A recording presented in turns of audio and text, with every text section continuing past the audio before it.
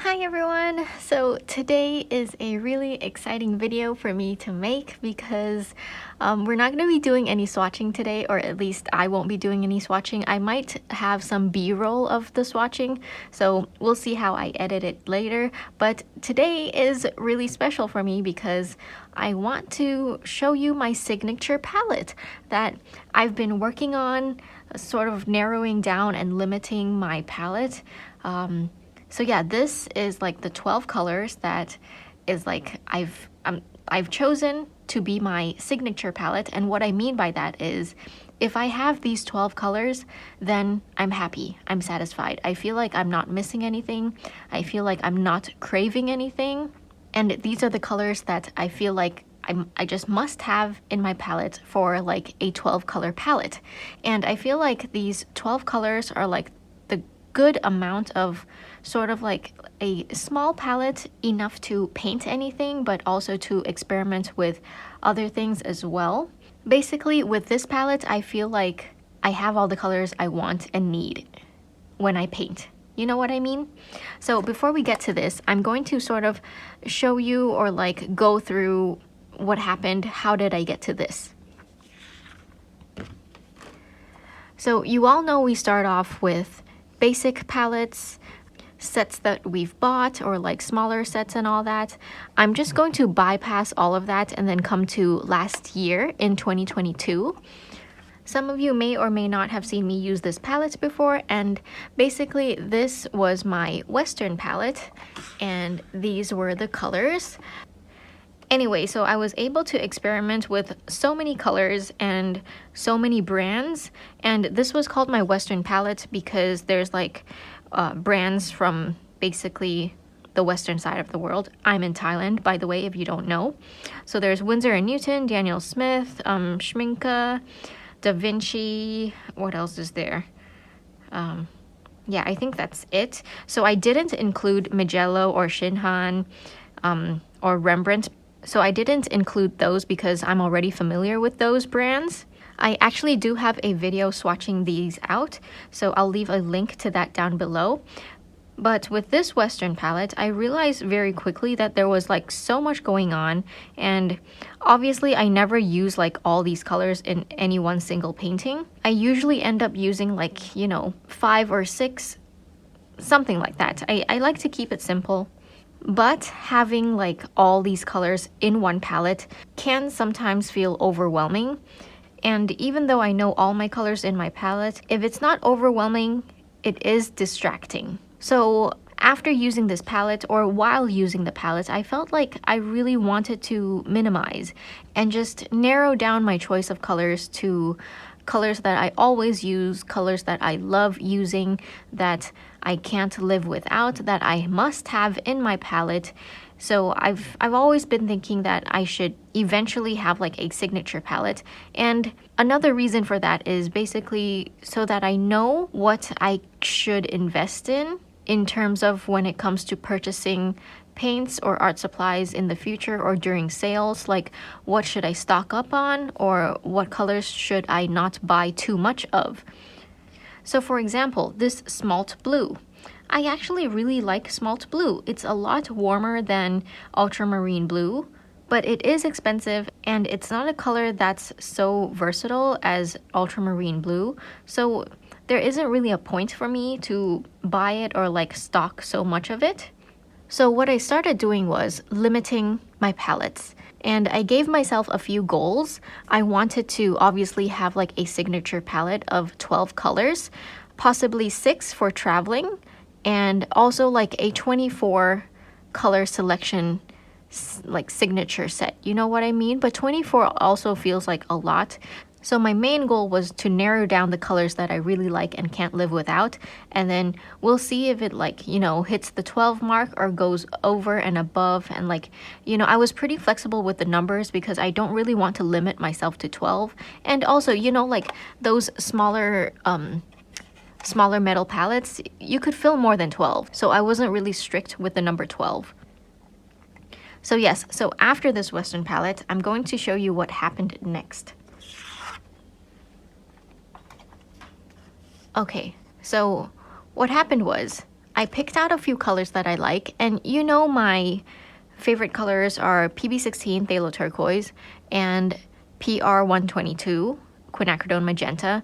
But you know, so I did pick out some colors that I must have in my palette, of like my signature palette, but I also wanted to narrow down some limited palettes of sorts. And for me, when I tend to think about painting, I tend to think about two things: illustrative and like realistic or like landscape. And this is my first trio. So this would be my illustrative palette or illustrative trio of colors. So the first one we have here is my Phthalo Turquoise PB16 as my blue. And although a lot of people like Quin Rose PV19, I feel like Quin Rose isn't one that I'm like super drawn to like everyone else. Like, I don't know why. I do like it because it's sort of like a cool red, almost magenta color, but I tend to like my Quin Magenta more. So this one never really like, you know, lived up to my Quin Magenta, if that makes sense. But that doesn't mean that I don't like it, because it is in the same sort of range, right? So yeah, that's my red for my illustrative palette, and my yellow is PY150. I feel like if my favorite color for blue is Phthalo Turquoise, and my favorite color for like my primary red is Quin Magenta, then my primary yellow would be PY150 Nickel Azo Yellow. And that's because it just, you know, it doesn't really muddy up paintings, and it's really like bright and vibrant, and it adds like a glow to a painting. And I also like the fact that in mass tone, it's rather sort of like muted, and almost, you could almost consider it as like a warm yellow, whereas when you dilute it, it's almost like a lemon yellow, sort of. So it's like a two-in-one. You get a cool and a warm. At least that's how I see it. So this is my illustrative palette, which I'll expand more in a bit. Let's move on to my other palette, which I said is my realistic palette or landscape palette. And the reason I have these three is because I feel like it's really easy for me to just pick colors that I like and then put them into like trios, and then I could work my way up from there. Now, with this landscape or realistic palette, I first locked down my yellow, which is PY42. It's the Daniel Smith's transparent yellow oxide, and that's my favorite. I love this because once you put it next to other darker colors, it doesn't mix, and it also sometimes even pushes away pigment, which is very similar to PY150, except this is like the warmer, earthy yellow version of it. And then for my red, I like red earths. Currently, I'm really into Daniel Smith's transparent red oxide, but in my palette, I'm also using Da Vinci's burnt sienna just because it's there, and I'm not too picky about my red earth just yet. As long as it's red in comparison to my yellow, then I'm happy with that. And then my blue. I chose cobalt blue because it's in between ultramarine blue and cerulean blue, which are both essential to my paintings. Like for skies, I just go cerulean blue, PB35. That's like where my heart is at. I just love cerulean blue. I love the way it looks. I love the warmth it has, but it's not as high tinting as ultramarine blue. So once you mix ultramarine blue with cerulean blue, then you get sort of like a middle blue that granulates, which is cobalt blue. So that's how I came to get this palette together. And with these two, I'm going to show you what I have for my 6-color palette. So let me just move this aside and show you this. All right, so right now it says split primary palette, and that's because I do think that if I had a 6-color palette, or if I had to choose 6 colors to travel with, I would choose this because it does give you, because it's a split primary palette, it does give you like more versatility than if I were to choose like this 6 instead. Okay, so let's take a look together. I have my PY150, as I said. I could use it as my single yellow forever. I'm happy with that. So that really had to stay. And then my transparent oxide yellow. Again, color is relative, right? So relative to each other, transparent oxide yellow is obviously warmer and it's also earthier, so that's nice. And of course, like I told you, I love my PB16, so I have to have that. So that's locked down as well, and my Quin Magenta PR122.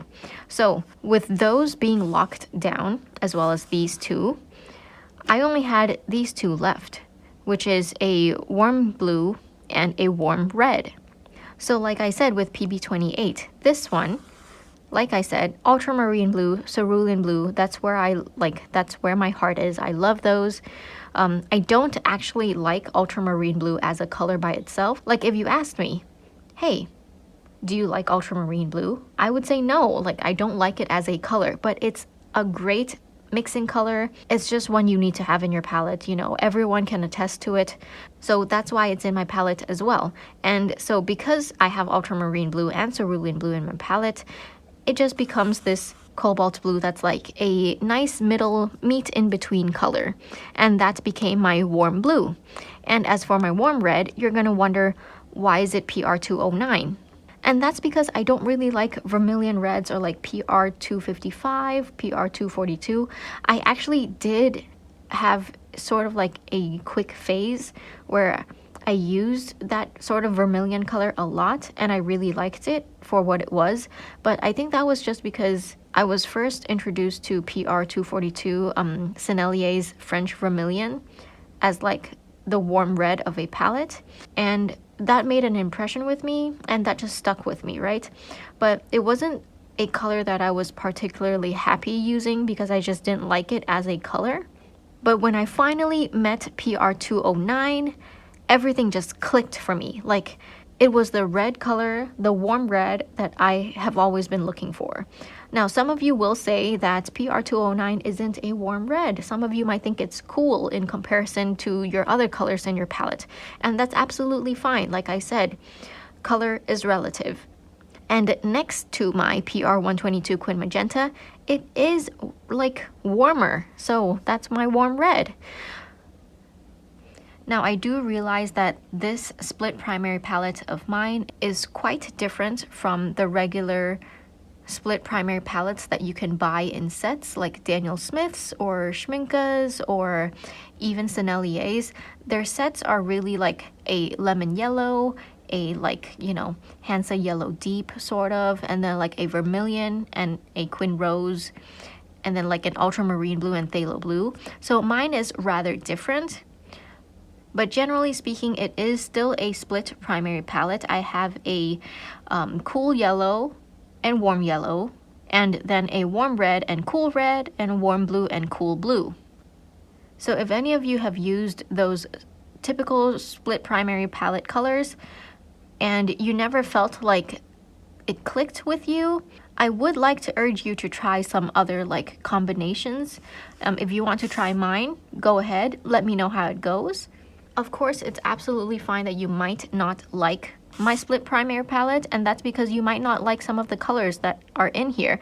But personally for me, I love each and every one of these colors on its own already. So putting them in this palette as a split primary palette of 6 colors for like, you know, just a limited palette or for traveling, this makes me happy. Much more happier than looking at those already chosen for you sets of split primary palette colors.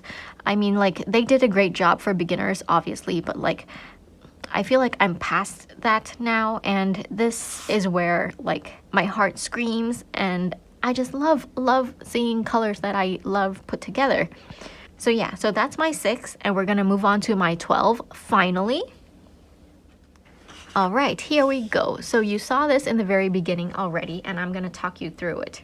So I guess I probably spent like the good part of a year or more to really narrow my colors down, but I feel like this palette of 12 colors wasn't really hard because I already knew what colors I like and did not like. And choosing 12 is actually a lot easier than choosing 24, believe it or not. I actually thought choosing 24 would be easier and then I would have a harder time like limiting it down to just 12. But apparently 12 was easier for me.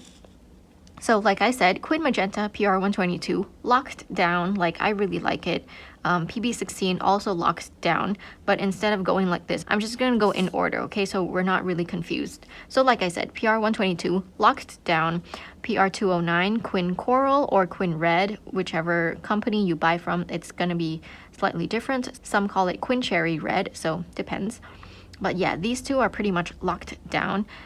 So is PY150, and as you can see, these are the only two yellows that I have in my palette. And then Serpentine Green here is basically like my sap green of this palette. And that's because it's just, you know, one of those convenience greens you have. Now, I currently like sap green because all of the sap greens I've used have mostly been bright, vibrant, not really muted, but I also don't like super muted greens like olive green. And I feel like Serpentine is just that good in-between color between sap green and olive green that I prefer. And I also like that there's like some texture granulation in there for, you know, it's just more complex than your regular sap green. However, if I didn't have Serpentine, then I'd happily just use a regular sap green or mix my own sap green with PG7 and PY150, and that is also why I have PG7 in this palette. I don't use it on its own much because it's rather like garish, but I do love mixing it with like PR122 or PR209 because it gives you sort of like these really nice dark moody violets. And phthalo green in general mixed with other things could also like give you really like, you know, it's a great mixing color. It has great mixing potentials. So that's why it's there. And then I have PB36 Turquoise. So basically I wrote PB36 Turquoise so you could know that it's cobalt turquoise and not the PB28 or PG50 cobalt teal. And the reason I have this one in this palette is because I just love it. I love it to mix with like my magenta, red, cool red colors. I feel like the granulation that pops through is like really beautiful, and sometimes I just like it as my green. That's just my preference. That's how it is. I like my turquoises. So as you can see, so many blues here if you count turquoise as a blue. That's just because I feel like each of them have a different role or function for me personally. So that's why it's pretty like blue heavy in this palette. And then of course you have my PB16 Phthalo Turquoise. I cannot live without this one. I personally like Holbein's, but as you know, Holbein changed their formula to have PB16 and PG7.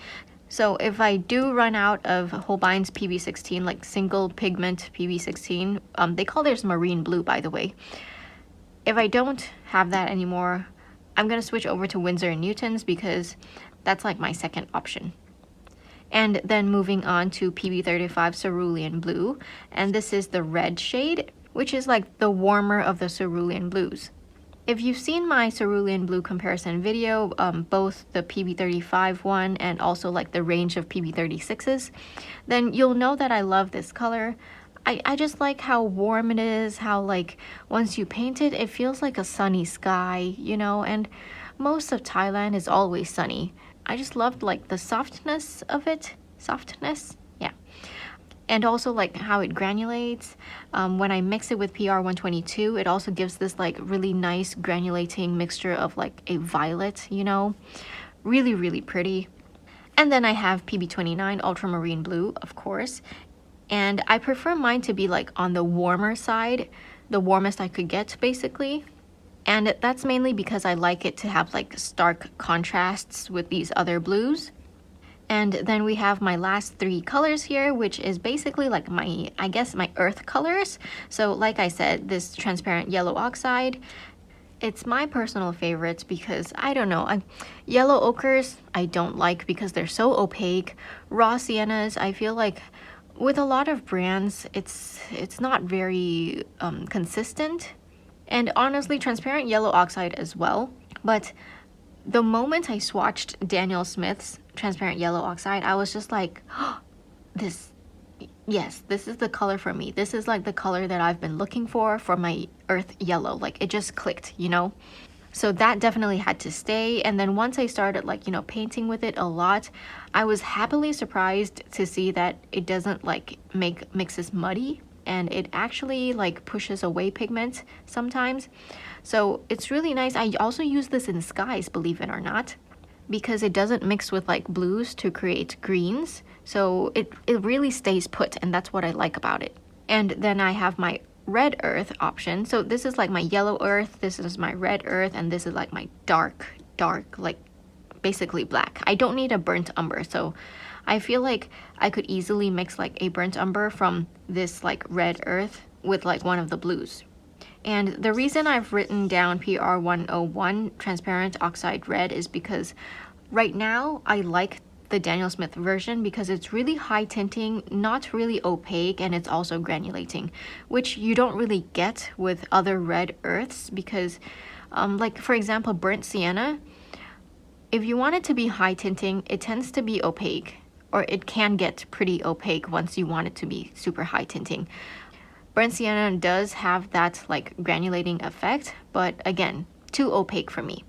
And then if you get like regular transparent oxide reds, they're usually not granulating. So Daniel Smith's version for me is like that good mix, that perfect in between all those things that I want all in one.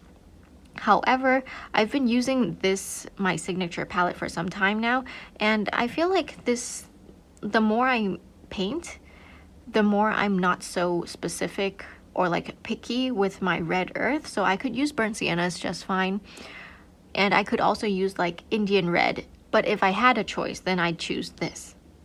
And then of course my last one is PBK11, which is like Mars black or oxide black, and this one is all because of the granulating factor. I love the granulation, I love the effect. You could use it for like granulating rocks or like just texture, like, you know, dirt. And you could also use it with like my other transparent, yeah, I have like, see, magenta, red, yellow, green, blue.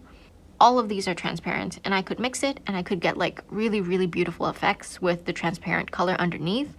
So that's why I had to have it. It's just so versatile for me, at least. So there you have it. That's my signature palette of 12 colors. I do eventually want to narrow down, well, not, I wouldn't say narrow down now. I'd have to say expand to 24 colors. If I were to have like a choice of 24 colors, what would those be? Now, I've actually already like started gridding this. So this was my 6 colors, my split primary palette, right? And on the other side here, I already have like lines drawn in for my 24 colors.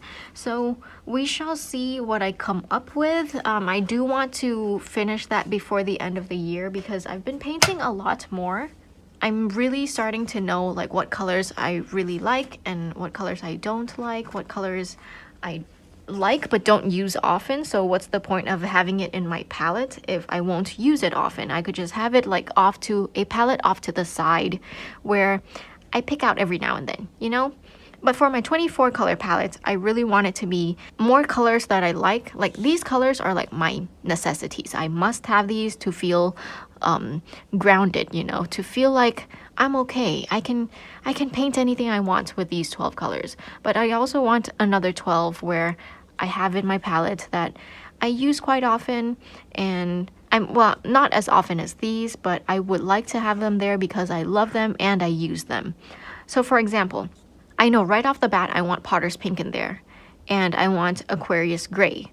However, Potter's Pink will stay because I use Potter's Pink sometimes. But Aquarius Gray, I don't really use it that often, and it's really for like specific purposes only. So does that justify having it in my palette? I'm not sure yet. And that's what I mean by like I still need to work out what my other 12 are. Oh, I forgot to show you. So this is the current palette that I've been using. So basically, as you can see, okay, these colors you can't really see clearly because they're not swatched out, but this is the swatch card that I've swatched out. It's pretty accurate except this one cobalt blue that I put in the end. So this is actually added onto right here after my random gray, DIY random gray. But as you can see, this middle row here, this is my signature palette of 12 colors that I just mentioned. So yeah, this is what I mean. I have my signature palette here, and that's like my core painting, right? So these are the colors that I tend to grab the most or like use the most in paintings, or like my go-to colors. And then these other colors here are like sort of the ones that I'm experimenting if I need more with. Oh, by the way, Da Vinci PB29, why do I have two ultramarine blues? It's because this is a big pan and sometimes I use like a larger brush, so I just wanted those there. But like, yeah, I have like, see, where is it? Like here, manganese violet and ultramarine violet, and then some granulating colors up here, you know, just to sort of test out the waters, see which one I like best, things like that. Anyway, back to the video. Alright, I've been talking for like almost an hour now. I'll probably have to cut it down to a lot because I've been rambling forever. Yeah. Everyone, do let me know down below, like, what are, like, okay, don't list out 12 colors, you know, what your signature palette is, but I'd love to know what are some colors that you know you love and you can't live without. Maybe it's 2, maybe it's just 1, maybe it's like 5 you know you can't live without. I'd love to know what those are. Please comment down below. Like, let's just nerd out on favorite colors.